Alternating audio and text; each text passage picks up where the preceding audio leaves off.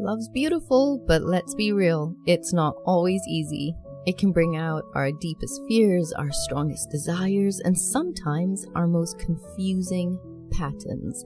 Welcome to Love Better, a space for honest, soul-deep conversations about relationships, attachments, and what it really means to love and be loved. I am Shazmin Bank, and if you've ever questioned why love feels so complicated, you are not alone. Let's unpack this together.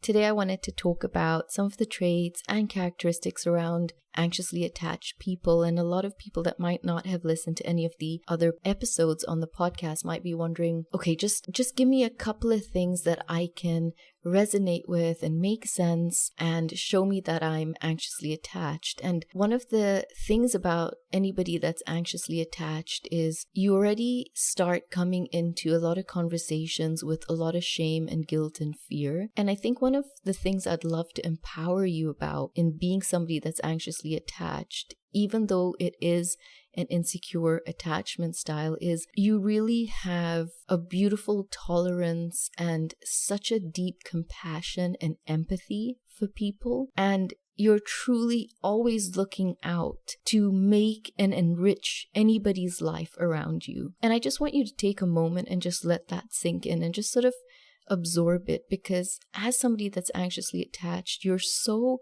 hyper focused on your partner if you're in a relationship, or your friends, or anybody else that's around you. And it's very rare that you will ever really take the focus and put it on yourself and compliment yourself or notice some of the beautiful traits that you do have. You have this ability to really make people feel seen, and you have a very beautiful ability to make people feel safe.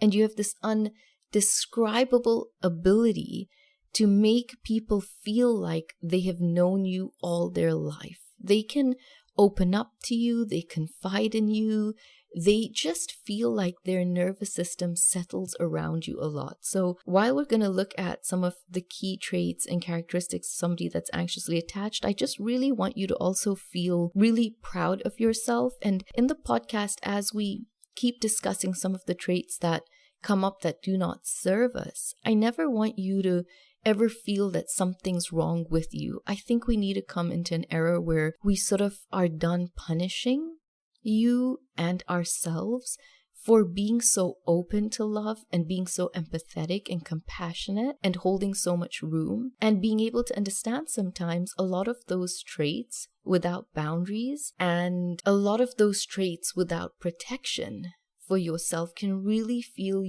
leave you feeling so wounded and so resentful. So as we go deeper into this podcast, we will really discuss how some of our characteristics and traits really can work against us. But I want you to be so gentle to listen to some of these podcasts where you're so eager to notice those gentle, beautiful things within you, but also with a lot of compassion to wanting to heal.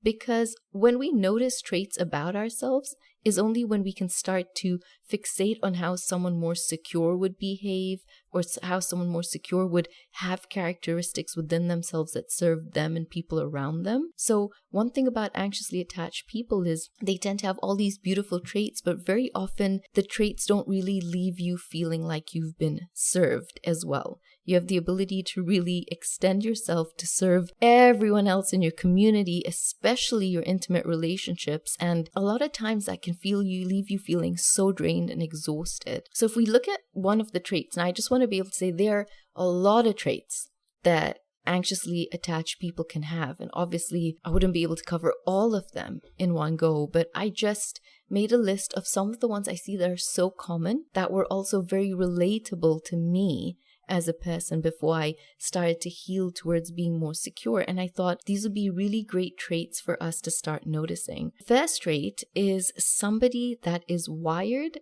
for connection. So anxiously attached people have this very deep need to feel emotionally and physically connected, especially in an intimate relationship. So they really want a relationship that shows a very deep level of connection, and they want that connection very, very quick. You know, you have anxiously attached people that when they meet someone or they realize this could be the person for me, they almost are willing to physically let go of themselves in order to create or further a bond. So anxiously attached people mistake connection, for losing themselves in a way where if I can show this person that I am everything they ever wanted, I'm their dream partner, at the cost of the connection within myself and what I want out of this relationship as well, then they will love me forever and never leave me. So anxiously attached people will place a very big meaning or this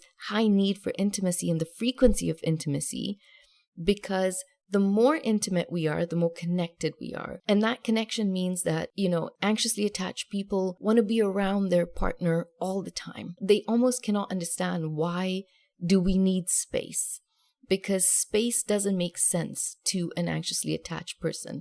When you tell somebody who's anxiously attached and they've just started to date you or they're in a long-term relationship with you that we need healthy space, they view that or take that into their nervous system as, so you're abandoning me, or you do not love me, or you're rejecting me, or something's wrong with us, or in the beginning of the relationship, you never needed that distance from me. You wanted to be with me all the time. In fact, you were really different in the beginning. You called me a lot. So my nervous system settled with a sense of connection. And so anxiously attached people will really tend to feel connection is everything for them. And they really also look at that with friendships. Anxiously attached people tend to have a very intuitive gut feeling. They really tend to walk around with this person's energy doesn't feel right. This person's vibes feel off, or they very much can be around people and they have the ability to really connect to energy and connect to people's vibrations and connect to people's mood swings and changes in that, because a disconnection for somebody that's anxiously attached means it's over, means it's detrimental. Anxiously attached people don't understand the need to be able to really deeply connect with themselves first in order to have a healthy sense of connection around them. So connection is very, very, very important for somebody that's anxiously attached, and they will prioritize that connection. They will do whatever it takes to build connection, even now if it means they get into this new relationship and, if before that relationship they would travel with friends or they would hang out with their friends so much more or do a lot more that was independently inclined, now when they're in a relationship, they tend to be able to sacrifice the connection with other people and the connection with other people they love in hope that those people will understand they now have a deeper connection to me. And that connection's with this one, this idolized person in their mind that they cannot afford to lose. So one of the things is anxiously attached people, they tend to have a high tolerance then for very difficult relationships, because they tend, in order to chase that sort of a connection, they're very willing to suffer the loneliness or the emotional and physical neglect or sometimes even abuse in order to hold on to a relationship. Another trait that somebody who's anxiously attached would have is the fear of being abandoned. But now it's not really only about being abandoned because, oh my God, that relationship can come to an end. But it's about like when a partner needs space to do things, or let's say the partner comes up with a plan, or they get a call and someone says, let's go play golf, let's go, and do something this evening, or let's go, if the partner is female, let's go for a girls' night, or anything that has the partner feeling that that plan has been sprung upon them. Anxiously attached people can't seem to understand that why would my partner choose to want to do something with anybody else? Anyone who's secure would turn around and say, of course, like I have a very healthy sense of independence. I'd love to, spend time with myself, explore some of the things that I love to do that I know my partner doesn't love to do. And that's okay. Like when I come back, I'm going to tell my partner all about this incredible thing that I have going on in my life, or these friends that they necessarily don't want to hang around with. And that's okay, because securely attached people have this beautiful sense of independence. But for somebody whose core wound is the fear of being abandoned, they almost feel that when you have extracurricular activities that you are being abandoned when you're anxiously attached. So you almost feel like, I canceled plans to be with you. In fact, I don't even have a life anymore. I've abandoned my life. I've abandoned my hobbies. I've abandoned my family. I've abandoned my friends to be able to be in this relationship with you. So why aren't you reciprocating? Like, why aren't you doing the same thing for me? Like, how do you have a life outside of me when you are my world? So anxiously attached people will abandon themselves in order to make this other person their project and their life. So they feel and live with a deep fear that their partner will never commit in marriage or long term. They have a deep fear that, if their partner ever wants distance, it means that they're rejected or they're not loved. They view the partner or the partnership meaning that we have to do everything together. The minute somebody who's anxiously attached gets into a relationship, this fear of abandonment just starts to tick with their nervous system. And unless you are in a relationship with somebody that leaves you feeling unbelievably secure, your nervous system's always going to be ticking for reassurance, because it's always in fight or flight mode, or it gets exhausted and goes into fawn mode. And then when you can restore connection sometimes with the partner that you're with, your nervous system gets to regulate, but it also really depends on who you're in a relationship with. Because, like I said, anxiously attached people have a very high tolerance for difficult relationships, because they're always very desperate to try have a partner meet the image in their head. They want their partner to be able to live up to this vision that they have, this fantasy in their mind that they have, where they almost make this partner truly godlike in their mind, in the best way to put it. There's nobody else that exists that makes the most sense to me in my world than my partner when I'm anxiously attached. So I will abandon myself and have this deep fear of being abandoned by you, and I'm going to hope that you don't abandon me, because the more I abandon my hobbies and my world for you, the more my hope is that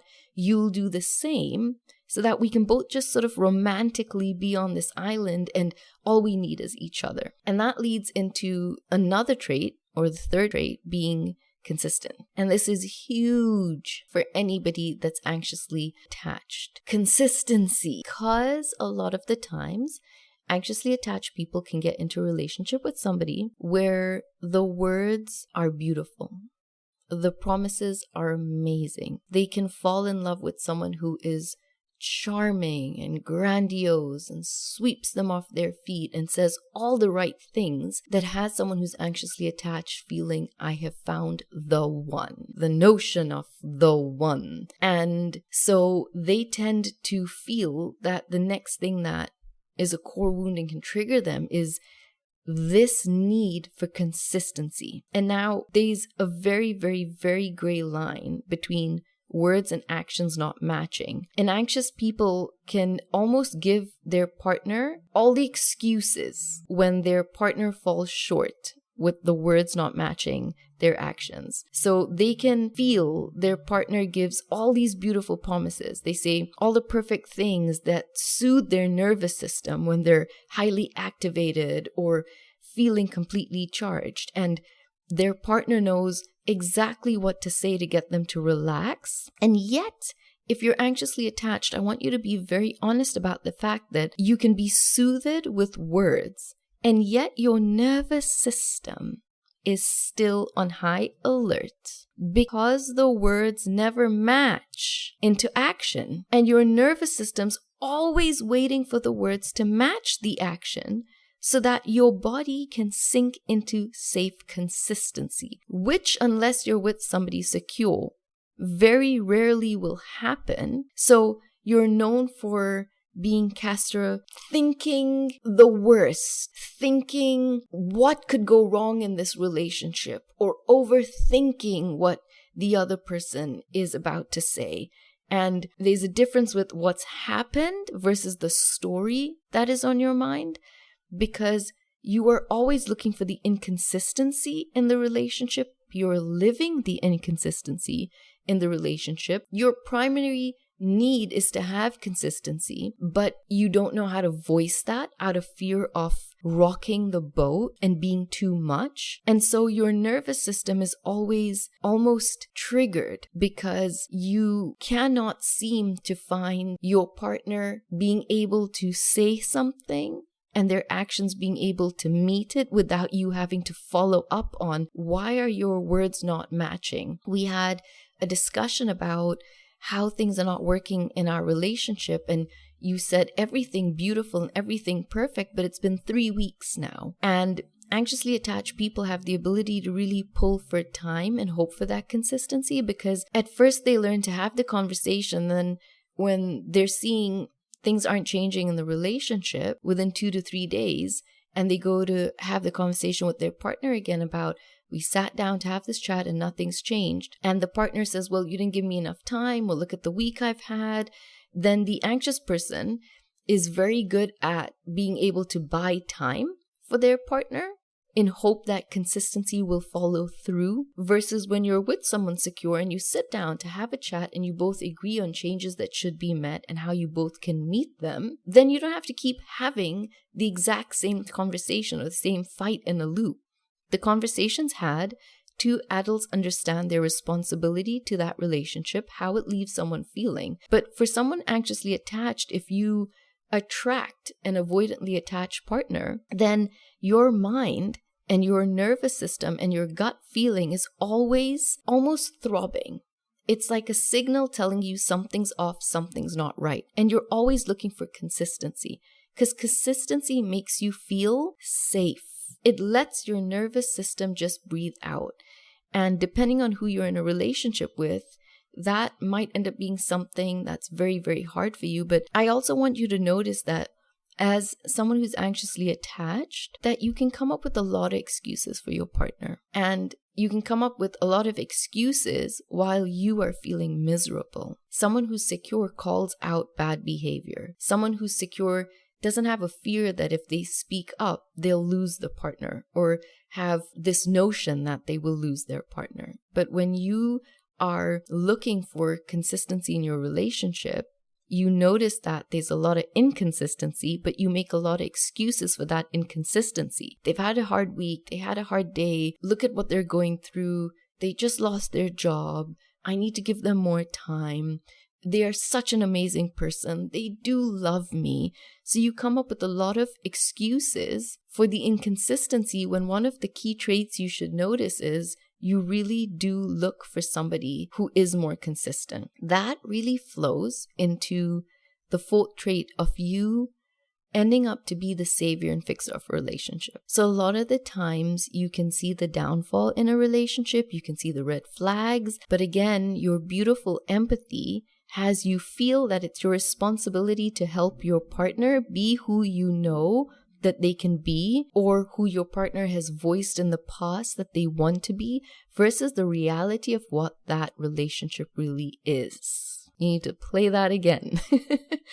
That savior and fixer role leads you into a place where you can almost get intoxicated in that relationship, trying to have someone see you to the point that you will deny the extent of the problems in that relationship. You can become very obsessed with the person, very obsessed with the fantasy of that relationship, which leads to a lot of jealousy a lot of the times in the relationship. You can avoid people because you are terrified of them being able to see they could be a problem in your relationship. You don't want to discuss that your relationships could have a problem. And this leads you in the savior and fixer role of that relationship to a lot of the times control the relationship outcomes. Because if only you can control them behaving a certain way, then the relationship will be safe. As opposed to letting go of control and allowing your partner to reveal who they are to you, and then for you to be able to say, I love this person for who they are, who they show me they are, or I don't feel my values, principles, morals, and state of mind align with this person the more that they show me who they are, and I'm not going to save them out of the role in who they are because of the beauty and the potential and the compassion I have for who they could be, the goodness in them. Because that's what I love about anxiously attached people, is they always see the good in the other person. But you have to be very careful with, yes, people can be amazing, people can be good. You could have someone who's avoidantly attached that is a beautiful human being with a beautiful heart, but the way they show up in a relationship isn't aligned to the way you need to show up or the needs you have in a relationship. So the savior, fixer, rescuer role, you're probably also the therapist of your family. Everyone in your family calls you for advice. All your friends come to you for advice because you very much are the sounding board. You're very much the person that can see all the angles in your family. That was very, very much my experience as well of being anxiously attached, being somebody where everyone looked to for if you could fix the problems we're having in the family, and then you sort of almost feel like, wow, I can keep the family together. And so you take on that savior role for this person through their addictions, someone who's alcoholic, somebody that has very, very, very tough addictions. And you almost feel that I can fix this. I can save them. I can make them be the person that I believe that they could be. So you need to be able to notice that you have that trait within you and then use that trait as well for yourself to be able to focus on being able to rescue yourself and rescue your nervous system from feeling like something's wrong with some of the people in your life that just don't suit your nervous system. Not because something's wrong with them, but just who they are doesn't align with who you are or what you want out of life. The other thing is the people pleasing. So they tend to live to this standard of exhausted perfection. Anxiously attached people set the bar so high for being a partner or a parent, or the way that they cook, whatever it is that they do, so that the relationship and the partner can appreciate them and see them in a way that no one else can love me like this. No one else could be better than me. Look at how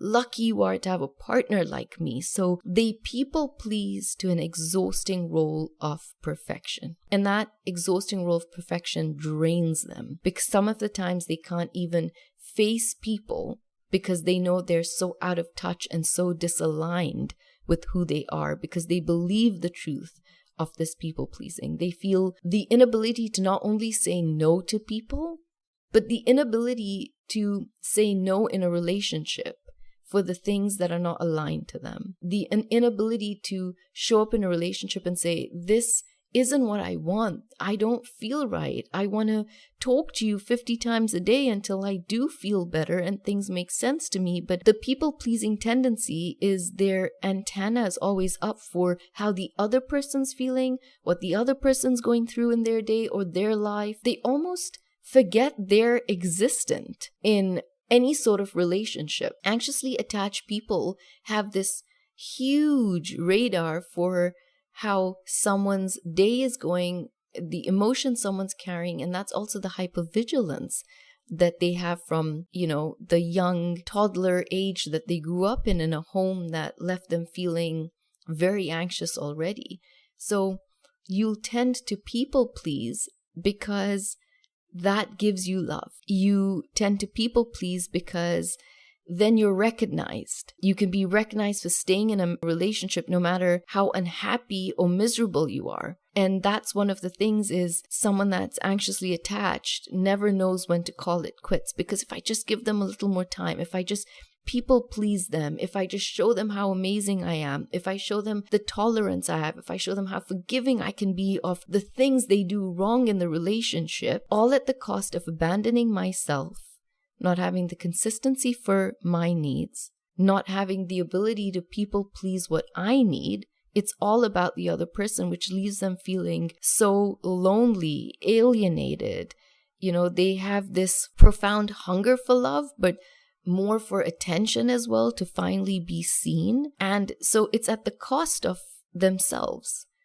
So it doesn't matter that I don't feel safe in this relationship, but as long as I can try build emotional security by people pleasing this person, or showing them who to be or how to be, or enriching their lives with podcasts and books and movies and conversations, as long as I can people please this person into loving me, then I will finally be seen. Then this person will forever choose me. And that leads them into the fifth, which is they overthink and analyze everything. So they have the ability to analyze sometimes how their partner will breathe. In a tense moment, how the partner's eyes dart, how the partner woke up, how the partner greeted them today versus yesterday. Wait a minute. Yesterday was with a hug and a passionate kiss. Today's a side hug. Yesterday was with, stroking my hair and looking into my eyes. Today, I didn't even get that. And they tend to also live on eggshells of their own thoughts. So as much as you can be anxiously attached and live on eggshells in a relationship, you also really gaslight yourself about a lot of things that you actually want in a relationship that you feel, maybe I don't really need that right now. I mean, maybe my standards are too high. Maybe I'm always raising the bar. And even though a lot of people will talk about anxiously attached people raising the bar, you have to be very conscious about somebody who's anxiously attached and you're raising the bar versus, you're raising the bar with yourself because standards are beautiful to have. And then you feeling like, because I've been told I'm too much, that maybe I don't need to raise this bar as a test for my partner, but maybe I don't need to have a standard at all. Because when I seem to have standards, we seem to fight. When I have standards, we seem to have a lot of conflict in that relationship. So you tend to really sort of overthink and analyze everything about that relationship. You come across like very caring and so compassionate, but a secure way to do that in a healthy relationship versus someone with an anxiously attached persona is they have the ability to make their relationship work, but as long as it's working for both of them. Someone who's anxiously attached will overthink, overlive everything, lower the standards in their life, live on eggshells in their own thoughts. And is this right? Is that wrong? Do they love me? Do they not? They've withdrawn. They're not texting me as much. In the beginning, they were texting me more. They were calling me more. They haven't called me today. Should I call them? There's so much inconsistency and overthinking and overanalyzing, especially when you're dating, because you don't really have a base of understanding this is my self-worth. My worth is if I'm in a relationship with someone or I'm starting to date someone, I would love to be able to call them and they call me whenever they want, because we're both excited about this relationship. If we both see there's potential, why are we not exploring it to the fullest extent that we want to? So anxiously attached people will overanalyze. We didn't meet this weekend. If they really loved me, then they would have made an effort. If they really loved me, they would have come to see me after. If they really loved me, they would have moved mountains. If they really loved me and they were sick, they would still make an effort to come and be with me, because I know that I can be sick and I could still whoop up a crazy meal for this person, go see them, spend all the time in the world with them, come home, be absolutely drained, exhausted, have no one to look after me. But that's my tendency, my savior role, my ability to overthink and analyze everything. And so they love you in a way they hope that their partner would love them back. But somebody that's anxiously attached, you need to be able to understand over-analyzing everything is going to leave you feeling exhausted and unbelievably drained, because you cannot predict how somebody else is always going to behave, even though you have a very good pulse. But you tend to lose that pulse on that relationship when you lose connection to yourself, because now that's when the whole relationship, or even relationships with other people, tend to just dominate your life. You've lost the sense of, wait a bit, what about me?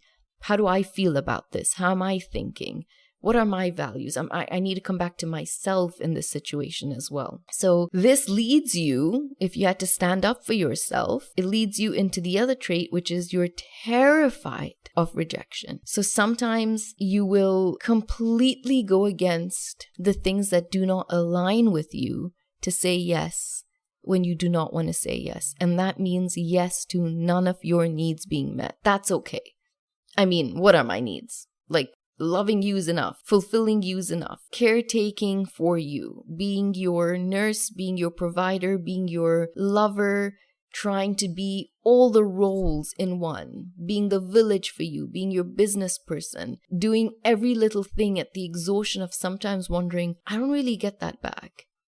Anxiously attached people, for example, could be the person that when they're sick, they don't get loved back or the attention back the way they would give their partner the attention when their partner is sick. They will wake up and check in on the partner. They're the type to put a cold towel on their partner's forehead the whole night. They will make sure their partner has the medication even if their partner is so grumpy about taking it. They will cook for their partner the great meals. They'll force their partner to go to the gym and all of those little things. But when the anxiously attached person is not feeling so well, they feel if they're not playing a certain role, then they'll be abandoned, rejected, unseen. And something starts to hit them with, how come I don't get loved the way I will be loved? And then when they voice that, a lot of times anxiously attached people's voice and a lot of the times anxiously attached people's needs are met with so much conflict or defensiveness that they eventually just shut down on themselves. They start to not believe that they are worthy of ever having those needs met. And this is the difference with setting the bar high and constantly raising the bar so no one can reach it. So you almost stop having standards because if you have high standards, it could lead to rejection. You know your partner is a liter and you're a gallon. And if your partner is a liter and they're constantly telling you these are my limitations, and you want more, then clearly you're going to be rejected. But you don't want to lose this person. You want to love them into a gallon. So you will play being a liter when that's not who you are. So you constantly go against every fiber of being in your body to just be yourself in that relationship to keep it, because you rather lose who you are than be rejected and feel unworthy. And this blends in again with needing so much reassurance from your partner, so much validation. And that's beautiful. Everyone needs a deep sense of reassurance, a deep sense of validation. But I think the greatest gift an anxiously attached person can give themselves is being able to understand. You've got to be brave enough to see what you really need from yourself, what you're neglecting within yourself, your hypervigilance and your focus being on everything external, being able to pull that within yourself. And a lot of the times when anxiously attached people do, they realize what they really want in that relationship, and they understand it seems hard to get that from this kind of a person. And so they have this ability to really tolerate a lot that they don't want to tolerate. They have this empathetic beauty within them to be able to say, I will just forever put the other person first. So these are just some good traits for you to be able to sit on and reflect on and think about, I have a deep need for connection. How do I behave around that? I have a deep fear of being abandoned. How do I show up for myself and relationships around me, including friendships? I have this deep need for consistency. It's very important to me. I have a deep need to save, fix, and rescue relationships around me. I overthink and overanalyze, and I'm hypervigilant. Almost everything around me in terms of the people I really love and care about, I people please way more than I should. I'm terrified of rejection, and that often leads me to feeling completely invalidated. I really hope these are beautiful key takeaways that you can work through during the week and just start to notice during the week, where does this show up for me and how is it showing up for me? And pull out your phone and make a couple of notes and just start to reflect and sit with how that feels in your body. And then start to sort of push yourself to think, if someone was more securely inclined, how would they behave around some of these traits that show up for me during the week? So if this week I notice that I'm a blend of a fear of abandonment with a fear of constant rejection. So rejection even from my friends when they don't invite me to certain things, or I feel left out with certain things, or a friend doesn't even respond to my text. How does that leave me feeling? What's the story I'm making up versus what really happened? And how can I sit with that and just allow my body to be comfortable around that? And I'd love us to take a very deep breath in and a deep breath out, because that's a pretty heavy conversation, and I hope you can listen to it again. And I just hope it leaves you with some blinkers on. And remember, nothing's to ever put us down. All of this is to give us strength, because we really want to fall in love with ourselves, and we really want to be able to grow, to be more securely attached. And the only way to do that is to understand our blueprint. So don't forget, subscribe, follow along with this podcast. Let me know some of the amazing topics you want me to talk about. And you can always catch me on TikTok, which is Shazmin_bank. You can go to my website, which is www.shazminbank.com for more content. And you can follow me on Instagram at Shazminbank and drop me a DM and just let me know where you are in life and what's going on for you. Thank you for spending this time with me on Love Better. If this episode resonated with you, share it with someone who could use a little more love today.